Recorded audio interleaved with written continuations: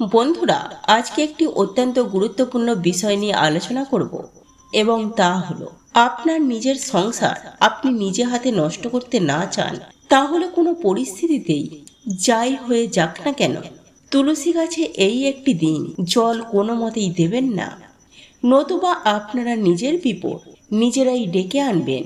দেখুন বন্ধুরা, এই ভিডিওটি বানানোর মূল উদ্দেশ্য হলো, বেশ কিছুদিন আগে আমার এক সাবস্ক্রাইবার জিজ্ঞাসা করেছিলেন যে এমন কোনো দিন রয়েছে কিনা যেদিন তুলসী গাছে জল দেয়া বা তুলসীর আরাধনা করা উচিত নয়। এই সম্পর্কে যদি কিছু জানেন তাহলে অতি অবশ্যই আমাদেরকে অবগত করাবেন, তাহলে আমরা ভীষণভাবে উপকৃত হব। এবং সেই জন্যেই আমি ওনার এই প্রশ্নের উত্তর দেওয়ার জন্য এই ছোট্ট একটি ভিডিওর মাধ্যমে আপনাদের সকলকে জানাতে চলেছি যে বিশেষ একটি দিন রয়েছে যেদিন কিন্তু তুলসী গাছে জল দেয়া একেবারে অনুচিত বলে শাস্ত্রে গণনা করা হয়েছে। তো বন্ধুরা, ভিডিওটি শুরু করার আগে আপনাদের কাছে একটি অনুরোধ, এই ভিডিওটি দেখে যদি আপনারা একটু উপকৃত হন তাহলে ভিডিওটিতে একটি লাইক করে নিজের আপনজনদের সাথে শেয়ার করবেন, যাতে তারাও ওই ভিডিওটি দেখে উপকৃত হয়। এবং চ্যানেলে নতুন হয়ে থাকলে চ্যানেলটিকে সাবস্ক্রাইব অবশ্যই করে দিন। তাহলে ভিডিওটিতে অবশ্যই একটি লাইক করে নিজের আপনজনদের সাথে শেয়ার করে দেবে, যাতে তারাও ভিডিওটি দেখে উপকৃত হয়।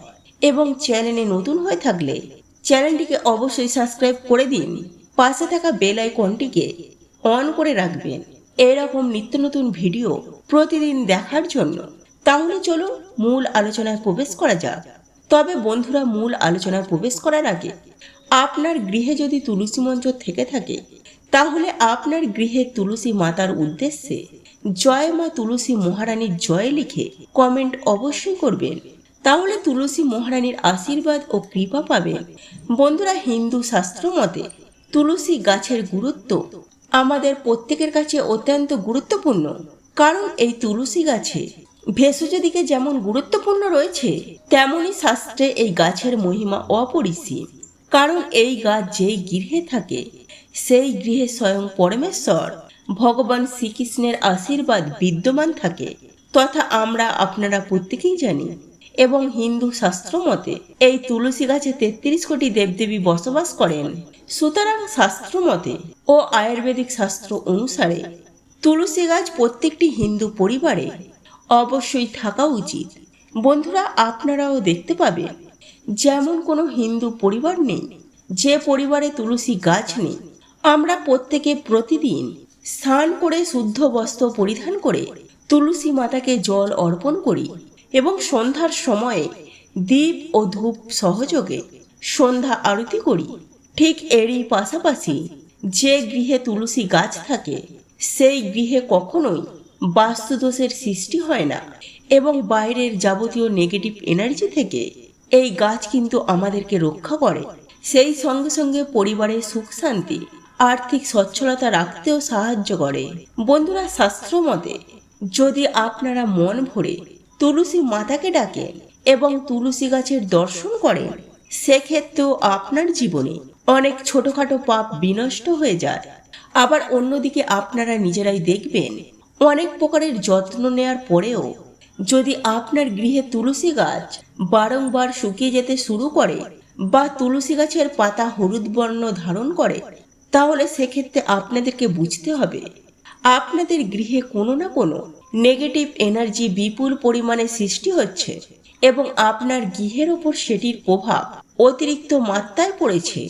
বন্ধুরা, এমনটা হলে আপনারা নিজেরাই দেখবেন আপনাদের গৃহের মাঝের মধ্যে ঝুট ঝামেলা, অশান্তি, কলহ, আর্থিক সমস্যা ও শারীরিক কষ্ট এবং মানসিক সমস্যা ইত্যাদি এই জিনিসগুলি আপনারা নিজেরাই পরিলক্ষিত করতে পারবেন যদি আপনার বাড়ির তুলসী গাছটি প্রতিবার শুকিয়ে যেতে শুরু করে। বন্ধুরা, যে গৃহে তুলসী গাছ অত্যন্ত সতেজ থাকে এবং তুলসী গাছের পাতা অত্যন্ত সবুজ থাকে, তাহলে সেই গৃহের প্রত্যেকটি সদস্যের জীবনে সুখ শান্তি, সমৃদ্ধি, বৈভব, ঐশ্বর্য এইসব প্রত্যেকটি ঈশ্বরের কৃপায় বিদ্যমান থাকে। ঠিক এরই পাশাপাশি বাস্তুশাস্ত্র মতে তুলসী গাছ বাড়ির উত্তর পূর্ব দিকে লাগানো উচিত। আর যদি একান্তই বাড়ির উত্তর পূর্ব দিকে আপনাদের কোনো জায়গা না থেকে থাকে, তাহলে আপনারা শুধু পূর্ব দিকেও এই তুলসী গাছ লাগাতে পারেন, তাতেও কোনো অসুবিধা নেই। অন্যদিকে যে গৃহে তুলসী গাছ রয়েছে সেই গৃহের সদস্যদের অবশ্যই প্রত্যেক দিন স্নান করে তুলসী গাছে জল অর্পণ করা উচিত এবং প্রতিদিন সন্ধ্যার সময় শুদ্ধ ঘিয়ের প্রদীপ তুলসী মাতার উদ্দেশ্যে জ্ঞাপন করা উচিত। এবং একটি কথা সদা সর্বদাই মাথায় রাখবেন যে সূর্যগ্রহণ, চন্দ্রগ্রহণ আর একাদশী, দ্বাদশী, পূর্ণিমা, অমাবস্যা এই দিনগুলিতে ভুল করেও তুলসী গাছে হাত দেবেন না। সেই সঙ্গে এমনকি তুলসী পাতাতেও হাত দেবেন না বা ছিঁড়বেন না। সেই সঙ্গে সন্ধ্যা হয়ে যাওয়ার পর, অর্থাৎ গোধূলি হয়ে যাওয়ার পর তুলসী তলাতে হাত দেয়া একেবারেই চলবে না। এতে সংসারে চরম ভয়ঙ্কর দারিদ্রতা নেমে আসে এবং তুলসী মাতা অত্যন্ত রুষ্ট হন। বন্ধুরা, এরপর আমি আপনাদেরকে জানিয়ে দেব যে কোন সেই বিশেষ দিনে তুলসী গাছে জল অর্পণ করা একেবারেই উচিত নয় সেই সম্পর্কে। দেখুন বন্ধুরা, আপনারা ভুল করেও একাদশীর দিন তুলসী গাছে জল দেবেন না এবং সন্ধ্যার সময় ধূপ ও প্রদীপ জ্বালাবেন না। বন্ধুরা, হিন্দু শাস্ত্র মতে এই একাদশীর দিন মাতা তুলসী রানী প্রভু নারায়ণ অর্থাৎ পরমেশ্বর ভগবান শ্রীহরির জন্য নির্জলা উপবাস করেন। সুতরাং এই দিন যদি আপনারা তুলসী গাছে জল অর্পণ করেন, তাহলে মাতা তুলসী রানী আপনার প্রতি অত্যন্ত রাগান্বিত হবেন। ফলস্বরূপ যদি আপনারা এই ভুল করে থাকেন, তাহলে আপনার জীবনে নেমে আসবে চরম ভয়ঙ্কর দারিদ্রতা। হ্যাঁ বন্ধুরা, ভয়ঙ্কর আর্থিক সংকট নেমে আসবে। সেই সঙ্গে সঙ্গে নানান দিক থেকে নানান সমস্যায় কিন্তু আপনাকে পড়তে হতে পারে। সর্বোপরি আপনার গৃহে বাস্তুদোষের সৃষ্টি হতে পারে। সেই জন্য ভুল করেও আপনারা একাদশীর দিন তুলসী মহারানীকে কখনোই জল অর্পণ করবেন না। এটা করা একেবারে উচিত নয়। এর ফলে দুঃখ, কষ্ট, দারিদ্রতা, নেতিবাচক শক্তি আপনার গৃহে প্রবেশ করবে। যদি আপনারা এই কাজটি করে থাকেন এবং আপনার সাজানো সংসার একেবারেই ধ্বংস হয়ে যেতে পারে। সুতরাং যদি নিজের ভালো চান, নিজের পরিবারের মঙ্গল চান, তাহলে কোনোভাবে কোনো পরিস্থিতিতেই তুলসী গাছে একাদশীর দিন জল অর্পণ করবেন না। আর বন্ধুরা, যদি তুলসী দেবীকে প্রসন্ন করা হয়, তাহলে ভগবানও কিন্তু প্রসন্ন হয়। আর তুলসী দেবী মানে মা লক্ষ্মীর স্বরূপা। সেই ঘরে মা লক্ষ্মীও তার ঘরে সর্বদাই অটুট থাকে। যে ভক্ত তুলসী দেবীর সেবা করে, সেই ভক্তের ঘরে মা লক্ষ্মী স্থিত থাকে এবং সেই গৃহে কখনোই অভাব, অনটন, দারিদ্রতার করাল ছায়া এসে পড়ে না। বন্ধুরা, চলুন এবার জেনে নেওয়া যাক তুলসী মহারানীকে সেবা করার সময় কোন কোন ভুল একেবারেই করা চলে না। বন্ধুরা, আমি সবার প্রথমে আপনাদেরকে জানিয়ে রাখি যে তুলসী মহারানীকে সেবা করার সময় কোন কোন ভুল আমাদের করা উচিত নয়, এবং তারপর আমরা জেনে নেব এবং কোন জিনিস অর্পণ করা উচিত প্রতিদিন তুলসী দেবীকে, যাতে তুলসী মহারানী খুবই প্রসন্ন হন। বন্ধুরা, সবার প্রথমে বলা হয়েছে যে পদ্ম পাতায় জলের মতো পাপে নিমগ্ন থাকে। এটা শাস্ত্রের একটা কথা। যে ব্যক্তি প্রতিদিন তুলসী মাতার সেবা করে, তার সমস্ত পাপ, পদ্ম পাতায় জল যেমন স্থিরভাবে থাকতে পারে না, ঠিক সেই রকমই তাকে কোনো পাপ স্পর্শ করতে পারে না। এটা খুবই গুরুত্বপূর্ণ বিষয়। এরপর কেশব প্রিয়া, তুলসী পত্র দিয়ে হরির সেবা করলে সেই ব্যক্তির থেকে যমদূত দূরে পালায়। হ্যাঁ বন্ধুরা, পদ্মপুরাণে উল্লেখ করা হয়েছে, সেখানে যমরাজ নিজে বলেছেন, এই যমদূতগণ যেখানে তুলসী সহিত ভগবান শ্রীকৃষ্ণের বা ভগবান শ্রী বিষ্ণুর পুজো করা হবে, সেই ব্যক্তির কাছে তোমরা যাবে না। সেই ব্যক্তিকে বৈকুণ্ঠে নিয়ে যাওয়া হবে এবং তাদেরকে নিয়ে যাওয়া হবে ভগবান বিষ্ণুর দূতগণ। তাই শাস্ত্রের কথা, কেশবপ্রিয়া তুলসী হরির সেবা করলে যমদূতগণ সেই ব্যক্তির থেকে দূরে পালায়। বন্ধুরা, এর পরের বিষয়টি খুবই গুরুত্বপূর্ণ যে তুলসী পাতা দিয়ে হরির সেবা করলে যতটা প্রীত হন ভগবান, ভগবানকে যদি মণিমুক্তা দান করা হয়, তাহলেও তিনি ততটা প্রীত হন না।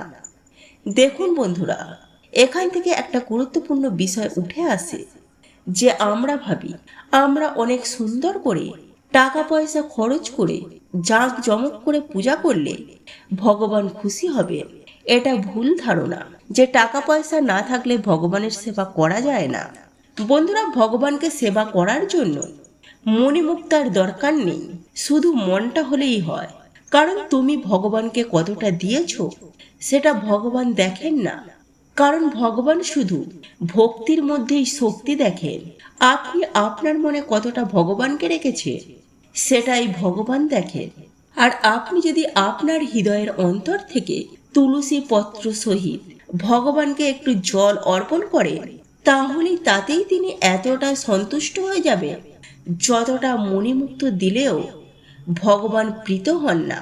বন্ধুরা, ভগবান ধনে প্রীত হন না, ভগবান প্রীত হন মানুষের ভালোবাসায়। বন্ধুরা, এরপর শাস্ত্রে উল্লেখ করা হয়েছে যে তুলসী গাছ বাস্তুর মধ্যে মারা গেলে কি করবে। আর এটা অনেক গুরুত্বপূর্ণ বিষয় আমাদের প্রত্যেকের জন্য। বন্ধুরা, যদি আপনার গৃহের মধ্যে তুলসী গাছ মারা যায় তাহলে সেটা বাড়ির জন্য অমঙ্গল। কেন সেই বাড়িতে তুলসী বৃক্ষ অবহেলিত অবস্থায় রয়েছে, তাই আপনারা একটু সাবধান থাকবেন। বাড়ির মধ্যে কোনোভাবে যেন তুলসী বৃক্ষ মারা না যায়।